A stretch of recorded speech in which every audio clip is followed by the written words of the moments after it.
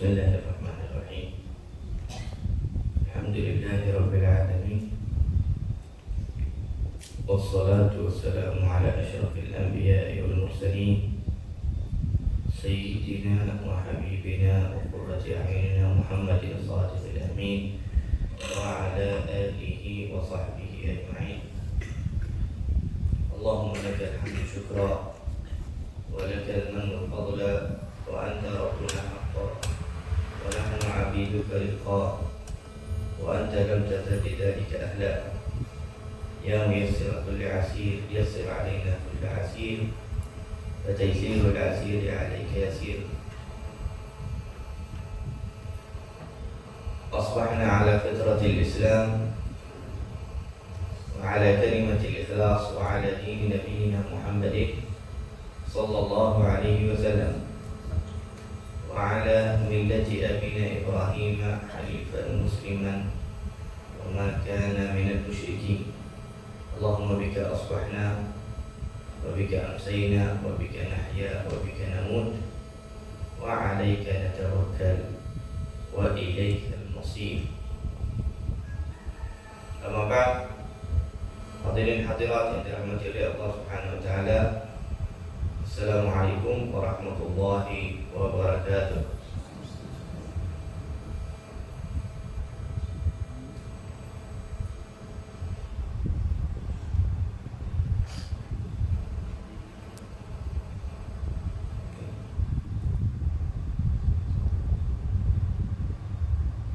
Tadi saya ingat hadirin semua, Masya Allah, baca surah Yasin. Masya Allah. Ini antara amalan daripada zaman sahabat. Ini antara amalan banyak orang Islam. Setiap hari dibagi, mereka baca surah Tabarak, surah Yasin. Seperti mana sebelum tidur mereka membaca surah Tabarak. Surah Tabarak sunnah kita bacanya sebelum tidur. Dan surah Yasin kita sunnah bacanya selepas bangun. Waktu bangun dari tidur, sebelum kita memulakan kerja hidup kita, sebelum melakukan apa-apa kerja, kita baca surah Yasin terlebih dahulu. Kenapa? Sebab surah Yasin ini 5 quri'atlah. Seperti mana ulama kata, surah Yasin 5 quri'atlah. Seperti mana Nabi SAW bersabda, surah Yasin 5 quri'atlah. Maksud surah Yasin 5 quri'atlah, yakni surah Yasin ini dibaca untuk apa sahaja yang diinginkan. Rasulullah kata, surah Yasin dibaca untuk perkara yang diinginkan, yakni apa yang kita niatkan sebelum baca Yasin jadi kita dapat. Siapa-siapa ada hajat baca surah Yasin dapat, insyaAllah. Kalau tak dapat, kali yang pertama baca kali kedua, kali ketiga, insyaAllah akan dapat. Sebab surah Yasin ini banyak kelebihannya, sehingga bahagian ulama disuruh kita baca Yasin je. Kalau ada apa-apa masalah lah, ada masalah, ada satu hajat, suruh kita baca Yasin. Dan jadi ada satu sayyid, dia ijazahkan saya daripada As-Safi, apa-apa masalah dia baca Yasin. Hatta kadang-kadang ada kerja di pejabat kerajaan pun nak selesaikan, dia baca Yasin dulu. Sebab ramai orang yang fikir surah Yasin ni baca waktu tahlil je. Padahal tak, untuk hajat-hajat yang lain pun.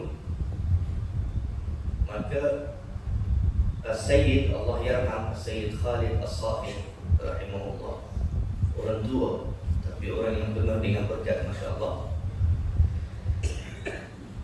Dia ni kalau ada apa-apa hajat, apa-apa nak buat, nak pergi pejabat kerajaan pun, nak buat satu kerja, dia baca Yasin dulu.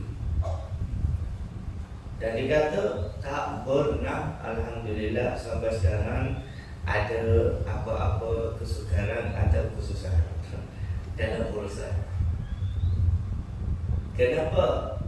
Wahai Sayyid, dia kata oleh keberkatan surah Yasin, ini senjata saya. Mana-mana aku pergi, apa-apa urusan aku tak risau. So aku baca Yasin dulu. Baca Yasin, alhamdulillah mudah. Sampai sekarang saya tak ingat dah, dia dah meninggal dah sebelum mungkin 7 tahun macam tu. Dan saya jumpa dia kali akhir sebelum 15 tahun macam tu. Lama. Dia kata 15 tahun, 20 tahun macam tu. Lama. Dia pun dah tua. Dia cerita macam-macam kisah ajaib yang pelik-pelik. Sampai urusan musafirnya nak pergi airport pun, dia kata Yasin. Satu kali dia kata dia nak pergi Saudi ke tak tahu negara mana, visa tak ada. Nanti yang tinggal masa yang ringkas yang biasa memang takkan selesai visa. Tak cukup, masa tak cukup. Tapi Sayyid ni Masya Allah, dia macam bukan orang dunia ni.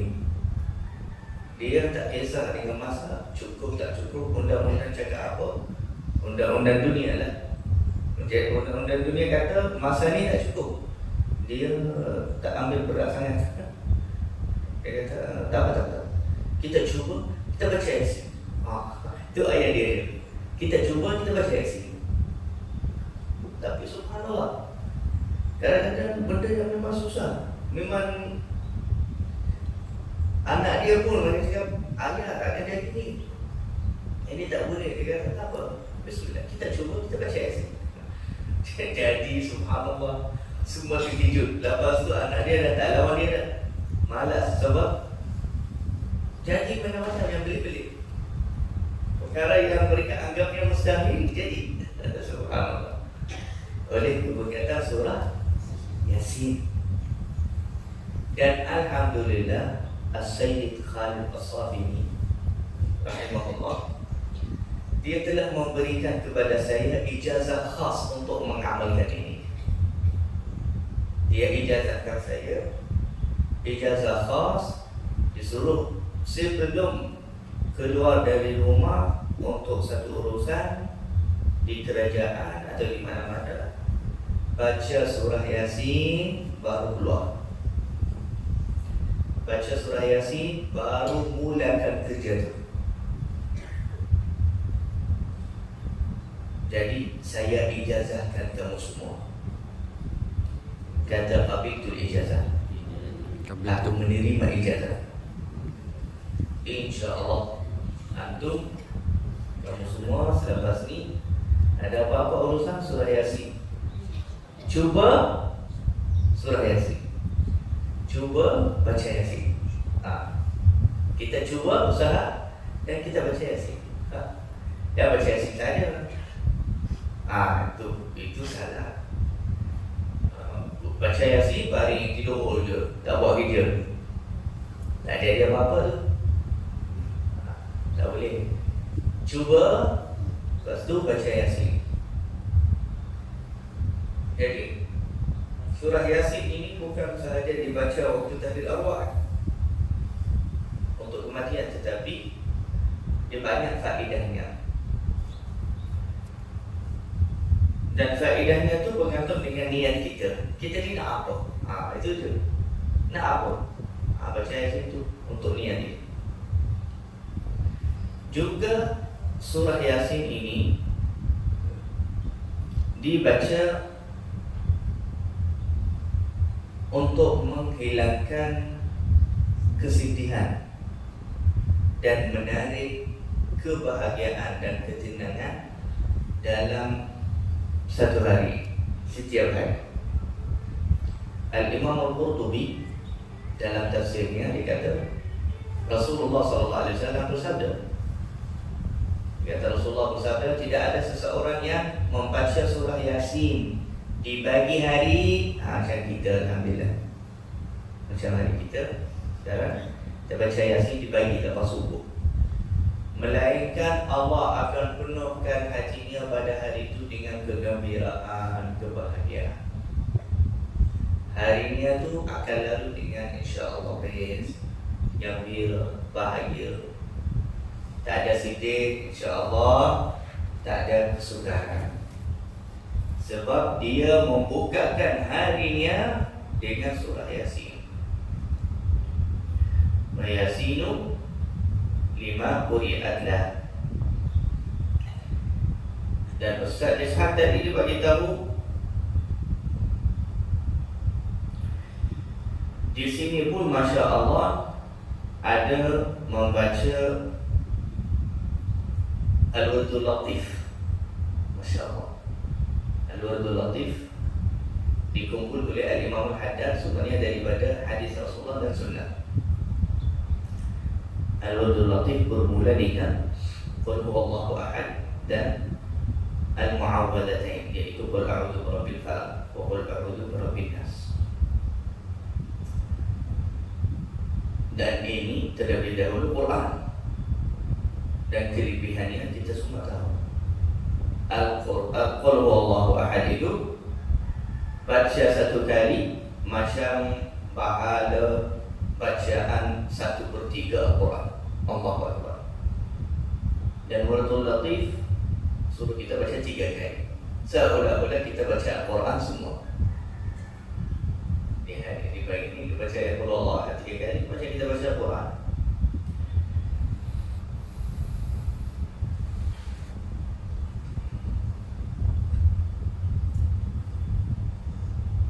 Dan ada satu hadis yang kata, barang siapa yang membaca Qul huwallahu ahad di waktu penyakitnya yang terakhir sebelum meninggal, sebelum wafat, maka dia akan selamat daripada fitnah kubur, dan kubur takkan sempit baginya. Oleh keberkatan baca Qul huwallahu ahad.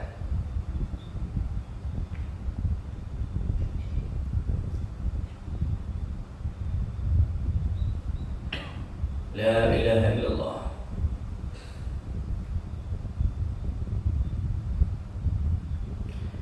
Nabi SAW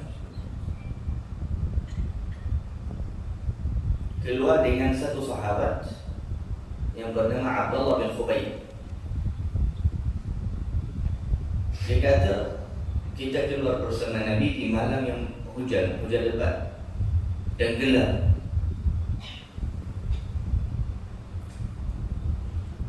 Maka Nabi SAW kata kepada Abdullah bin Khubayb, Qul. Dia kata, aku diam, tak faham. Nabi kata buat ujian lah. Qul. Sebenarnya Qul itu maksudnya katalah. Jadi aku tak tahu nak kata apa. Nanti Nabi kata kali itu, Qul. Dia kata, aku tak tahu. Kata Qul. Ya Rasulullah, apa nak saya kata apa? Nabi SAW kata, Qul huwallahu ahad, Qul a'udzu birabbil falaq, Qul a'udzu birabbin nas. Barang siapa yang membacanya 3 kali waktu pagi, 3 kali di malam atau waktu petang, maka dia akan cukup cukupkan dia daripada segala perkara yang dia perlu. Dia akan cukupkan, dia cukup. Yang dia akan bantu dia. Dia akan menjadi sebab mudah urusannya.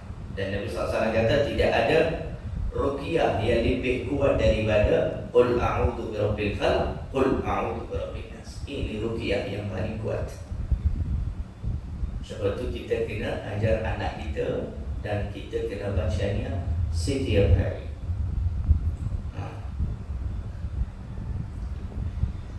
Kemudian kita baca beberapa zikir di dalam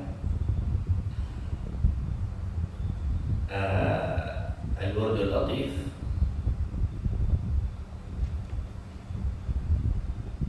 Antaranya surah ayat yang terakhir dalam surah Al-Hasyr.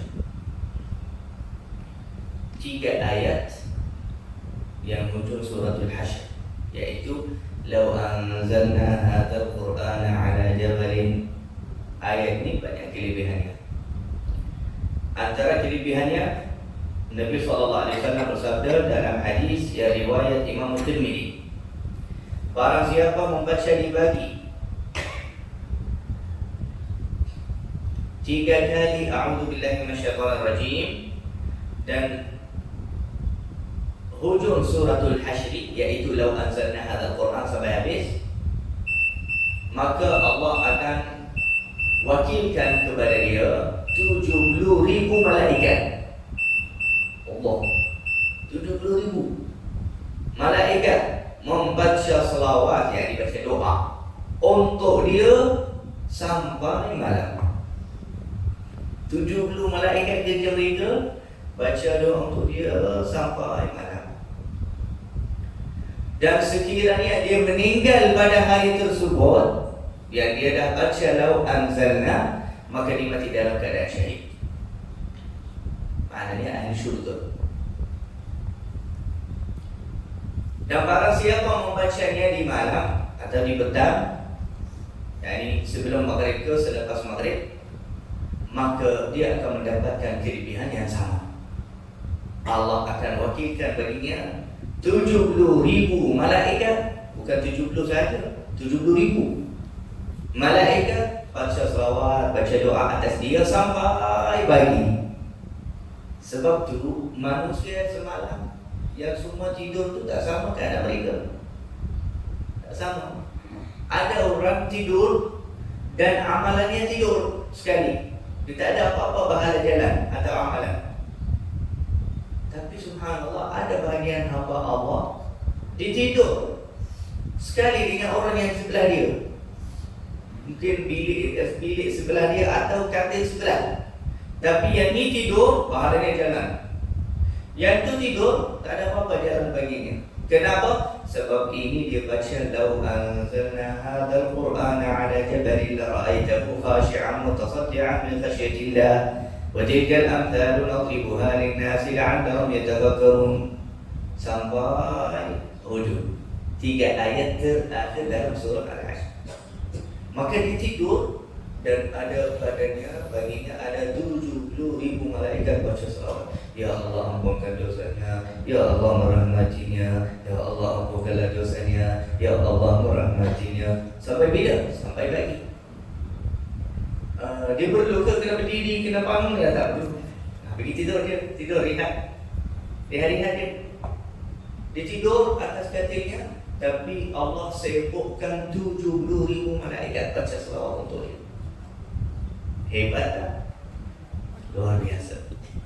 Berapa ayat? Tak perlu baca Quran semua, 3 ayat sahaja. Malas tu kalau tak baca. Itu dah sangat kelemahan. Kelemahan yang begitu teruk. Kelemahan dan malas yang sangat teruk. 3 ayat sahaja dapat kelebihan ini. Cuba bayang kalau 70,000 ulangkan doa mereka. Setiap kali doa, yakni 70,000 doa. Dan Nabi SAW kata dia akan baca sahaja, baca doa sampai pagi.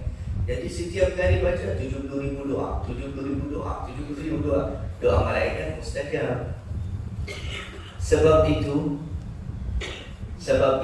Rasulullah kata, kalau dia meninggal pada hari itu, meninggal syahid, yakni ahli syurga, meninggal dalam keadaan diampuni.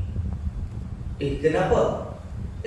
Tak nampak ke 70,000 malaikat baca doa untuk dia? Dia meninggal dalam keadaan suci bersih. Sebab malaikat sibuk baca doa untuk dia. Semua itu oleh keberkatan 3 ayat hujung surah Al-Hashr. La ilaha illallah.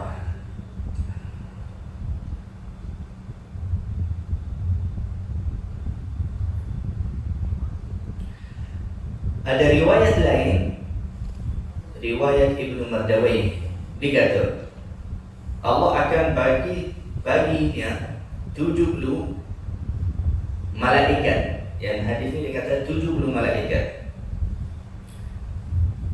Kerja 70 malaikat ini apa? Menghalaukan syaitan dan jin dari badannya. Syaitan dan jin ni hari-hari dia cuba nak kacau anak Adam. Dia cuba nak dekat dengan kita, nak sentuh kita, nak masuk dalam. Jadi kalau kita baca Lau anzalna hadzal Quran sampai habis 3 ayat sahaja, kita telah melindungikan diri kita sepanjang hari. Kalau kita baca ni di malam, kita telah melindungikan diri kita. 70,000, satu malaikat cukup kalahkan syaitan semua. Macam mana 70,000? Setiap kali syaitan nak dekat dengan kita, dia pula yang jatuh, dia yang kena. Ada bahagian hamba Allah, kalau syaitan dekat dengan dia, dia kena, syaitan yang jatuh. Ini memang ada cerita, ulama cerita. Ada 2 syaitan, dia kata, terjumpa di tengah jalan.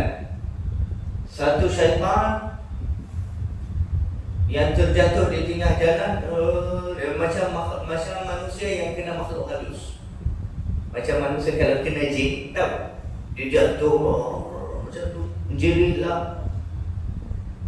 Keadaan yang sama boleh jadi pada syaitan dan jin.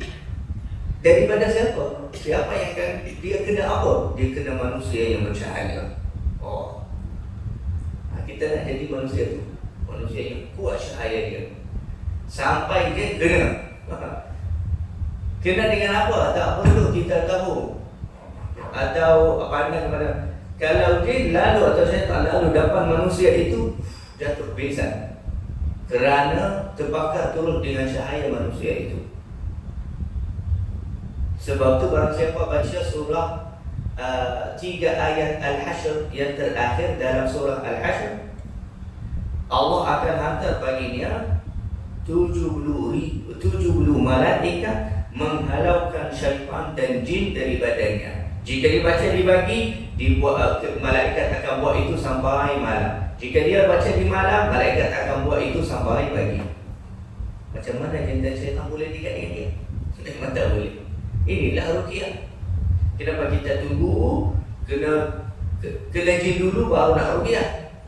Kita ruqyahkan diri kita waktu kita selamat, supaya kita kekal selamat, kekal sihat, kekal dalam keadaan afiat. Ada orang dia ingat Allah, dia ingat zikir, ingat tahsin, ingat semua tu, lepas kena. Kalau dah kena tu tak tahu dah macam mana. Kadang-kadang berjaya obatkan, kadang-kadang tak berjaya. Caranya yang terbaik, kita sendiri lindungikan diri kita, lindungikan diri kita supaya tak kena. Caranya baca wurdul latif.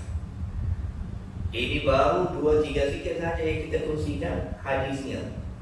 Semua zikir yang dibaca di dalam wurdul latif, kelebihannya begitu dahsyat, luar biasa. Antaranya a'udzu billahi bikalimatillahi tammat min syarri ma khalaq. A'udzu bikalimatillahi tammat min syarri ma khalaq. Nabi SAW kata dalam hadis riwayat Imam Muslim, barang siapa membaca a'udzu bikalimatillahi tammat min syarri ma khalaq waktu petang atau waktu malam, maka dia takkan mendapatkan madarat daripada racun. Racun takkan madaratkan dia. Kalau macam teracunlah dalam makanan atau orang letak racun, insya-Allah Allah akan jaga dia. Hadis riwayat Imam Muslim, hadis sahih. Dan kalau dia bacanya dibagi, dia akan dilindungikan oleh Allah daripada mudarat racun. Hatta kalau dia sudah makan dah kena racun, Allah akan selamatkan dia. Bukan maknanya dia tak akan dapat makan atau takkan mudarat.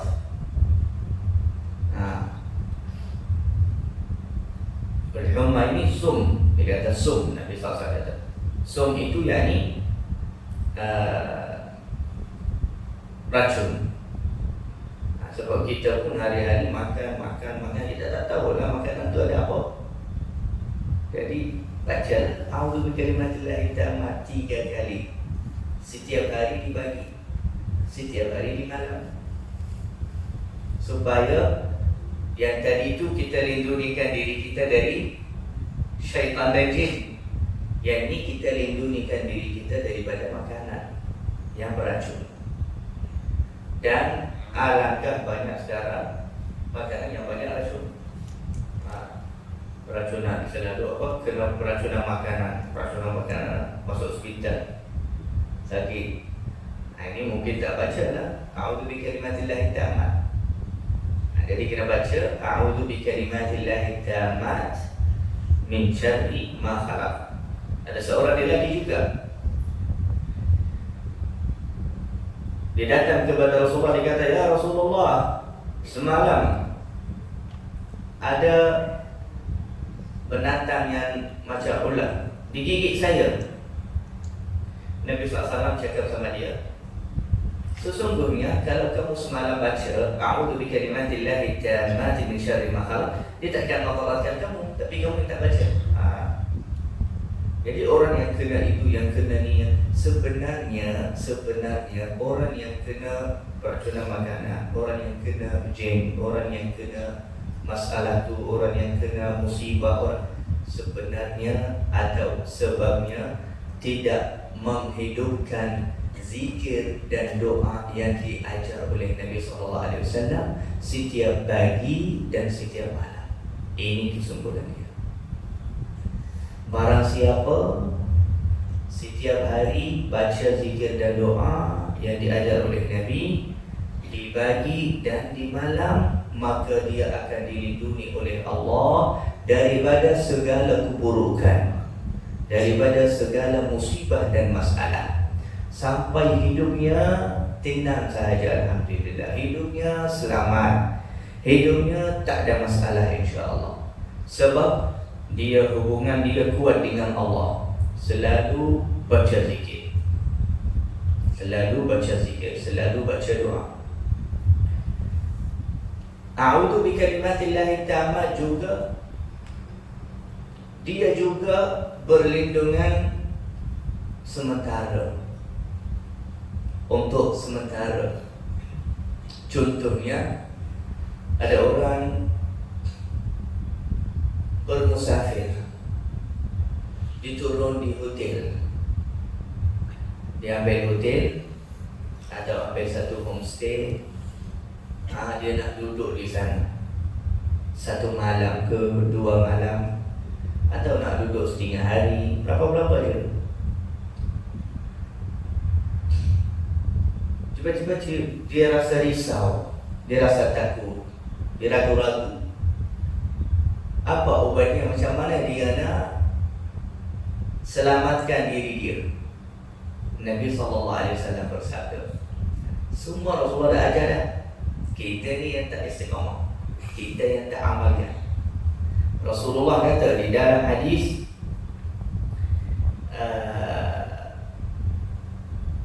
yang riwayat daripada Khawlah binti Hakim radhiyallahu anha, dia kata, aku mendengar Rasulullah SAW bersabda,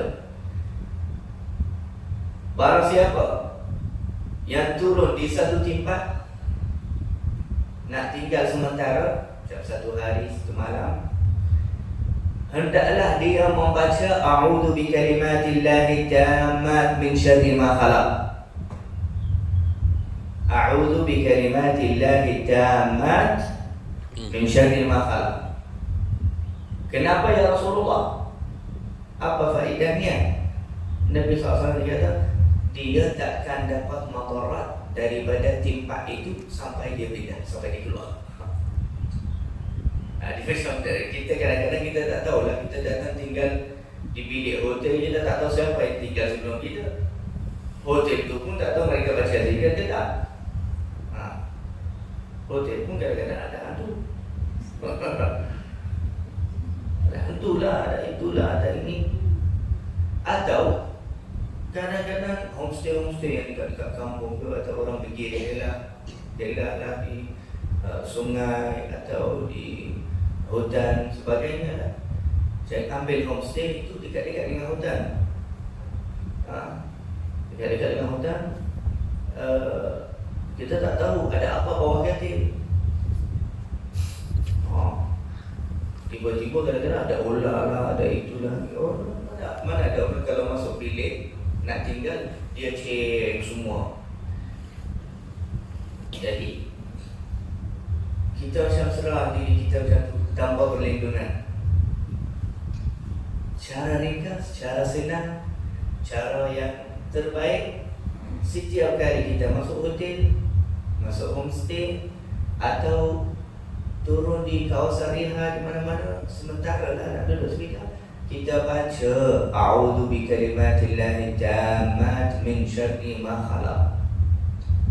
Terus akan ada di sekeliling kita macam besi atau macam cahaya yang akan melindungikan kita sampai kita pergi daripada tempat itu. Best tak? Bagus tak? Lagi bagus daripada ada berdekar, ada askar sebelah kita sana sini. A'udzu bikalimatillahi tammat min syarri ma khalaq. Askar berdekar, polis yang paling kuat yang melindungi kita. Dan di hadis ni Rasulullah SAW kata, bukan takkan kena, tetapi takkan dapat madarat. Maknanya kadang-kadang kena, walaupun sebab tu orang kata, saya dah baca tapi ular masih gigit saya. Dia akan gigit tapi kamu tak akan madarat. Rasulullah tidak menyatakan kamu takkan kena. Kena itu tak tahulah, boleh juga kena, tapi takkan madarat. Dan itu yang kita nak. Hari kena dari hari dia je lah. Yang kita madarat tu, racun dia lah, bunuh kita lah, itu yang bahaya. Nabi SAW kata, kita takkan madarat.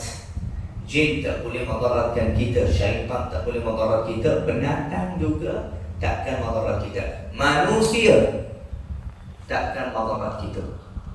Yakni alhamdulillah kita berada dalam perlindungan, kita dalam selamat, kita dalam al-afiyah, alhamdulillah. Oleh keberkatan apa? A'udzu bikalimatillahi tammat min syarri ma khalaq. Setiap satu zikir yang ada di dalam Al-Wirdul Latif. Dan di sini alhamdulillah saya dengar semua amalkan Al-Wirdul Latif. Atau baca sebelum subuh ke atau selepas subuh. Jadi antum dah tahu sikit pun faedah sekarang, dah rasa wow kan. Rasa Masya Allah, ya Allah, luar biasa dah kan. Zikir-zikir yang lain juga ada yang lagi dahsyat juga faedahnya. Jadi antum istiqamah sahaja. Istiqamah setiap hari baca Al-Wirdul Latif. Jangan tinggalkan. Sibuk ganti. Tak sempat mereka dah habis baca, duduk bersendiri baca dia sendiri. Jangan jadikan ini salah satu kesalahan atau kekurangan yang guru-guru kita kata. Guru kita kata ini antara kekurangan seseorang murid, orang yang menuju kepada Allah, orang yang banyak baca zikir, iaitu dia baca zikir kalau berjemaah je. Jadi jika terlepas, macam dia datang lambat atau datang mereka dah tinggal, dia sambung. Okeylah, ada banyak zikir namun tak dapat baca, dia tak baca balik, tak ganti. Itu salah tu. Itu salah. Atau nampak mereka dah habis, dia duduk je, mereka dah habis. Kalau mereka dah habis, waktu tak habis dah, kamu baca. Kamu baca lah, lepas habis ni kamu baca sendiri. Yang penting jangan lepaskan satu zikir daripada wurdul latif. Akan nampak dengan mata kamu macam mana berkatnya kalau baca zikir dari pagi. Khususnya zikir yang diajar oleh Nabi. Dilindungi, diberkati, dimurahkan rezeki, dibahagiakan. Allahu Akbar, macam-macam kelebihan, macam-macam nikmat kita dapat. Padahal ulama kata ni wurdul latif ni pun pendek saja. Wurdul latif ni ringkas, sikit saja, sampai kita boleh bacanya dalam 15 minit. Tengok macam mana ruginya orang yang tak baca wurdul latif. 15 minit selesai, habis. Kalau baca dengan slow dia 20 minit. Subhanallah. Kita tak ada masa, malas sangat sampai nak baca satu zikir yang manfaatnya sampai dia menolakkan bala, musibah, kejahatan, jin, syaitan, penatan yang kita tak nampak, yang kita tak mampu melindungikan diri kita dari mereka, dan menarikkan kebahagiaan, rezeki, kesihatan, Masya Allah untuk kita dalam 15 minit. Alangkah malas dan ruginya orang yang tak ambil perhatian al-wurdul latif ni. Jadi saya wasiatkan kepada kamu semua, saya nasihat kepada semua hadirin dan hadirat semua, baca wurdul latif setiap hari dibagi. Kita kalau biasa wurdul latif ni Imam Al-Haddad tulis untuk dibaca 2 kali. 1 kali selepas subuh, 1 kali sebelum maghrib. Sebelum maghrib dengan 15 minit, 20 minit duduk baca wurdul latif.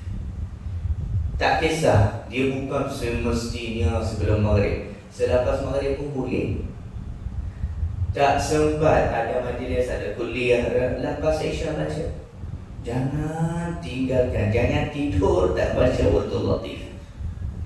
Kita dah dengar lah, lau anzalna, kalau meninggal pada hari itu meninggal syahid. Kalau meninggal pada malam tu yang dia baca lau anzalna, meninggal syahid. Dan kita memang akan meninggal di pagi atau di malam. Itu dia. Jadi kalau kita hari-hari baca, alhamdulillah, insyaAllah kita akan meninggal dalam keadaan husnul khatimah. Meninggal dalam keadaan husnul khatimah, syahid, terus ke syurga. Terus ke syurga Allah Subhanahu wa ta'ala. Jadi bacalah al-wurdul latif, jaganya, pegangnya dengan kuat, jangan tinggalkan. Kalau terlepas, kamu gantikan. Kamu duduk bacanya sendiri, ganti. Saya juga dapat ijazah daripada guru kita Al-Habib Umar tentang bacaan al-wurdul latif dan Ratibul Haddad. Maka saya mengijazahkan kamu semua hadirin dan hadirat untuk istiqamah dan setiap hari membaca wurdul latif 2 kali, 1 kali di pagi, 1 kali sebelum maghrib atau di malam. Katalah qabiltul ijazah, aku menerima ijazah. InsyaAllah selepas ni aku dah baca wurdul latif, dah ada ijazah dah. Yani ada sanad, ada sanad yang bersambung, yang sambungkan kamu semua sampai Imam Al-Haddad sendiri ya